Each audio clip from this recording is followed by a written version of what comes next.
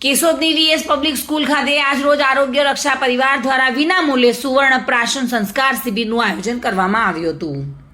કેશોદ ખાતે VS public school ખાતે આરોગ્ય રક્ષા પરિવાર દ્વારા 16 વર્ષથી નીચી ઉંમરના બાળકોને વિનામૂલ્યે સુવર્ણ પ્રાશના ટીપા પીવડાવવામાં આવ્યા હતા। આ ટીપાથી આપણી સંસ્કૃતિ મુજબ બાળકના જન્મ બાદ જુદા જુદા 16 પ્રકારના સંસ્કારો આપવામાં આવતા, જેમનો સુવર્ણ પ્રાશન સંસ્કાર વિધિ છે, જે બાળકની બુદ્ધિ, અગ્નિ, બળ તથા આયુષ્ય વૃદ્ધિ કરે છે, વર્ણને સુંદર બનાવે છે, રોગ પ્રતિકારક શક્તિ વધારે છે, સ્મરણ શક્તિને બહુ સતેજ બનાવે છે। કાશ્યપ સંહિતાના શ્લોક નંબર 22, 23 અને 24માં કરવામાં આવેલ શાસ્ત્રોક્ત ઉલ્લેખ મુજબ સુવર્ણ ભસ્મ, સુવર્ણ વસંત માલતી રસ, સ્મૃતિ સાગર રસ, કુમાર કલ્યાણ રસ, ગાયના ઘીના તથા મધ સાથે ભેળવીને બાળકને ચટાડવાની વિધિ એટલે સુવર્ણ પ્રાશન સંસ્કાર વિધિ।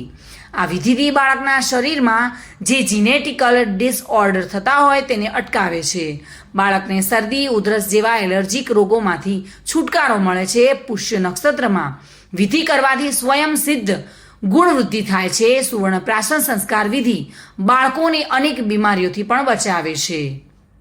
રાવલિયા મધુ સાથે bureau report, today Gujarati news.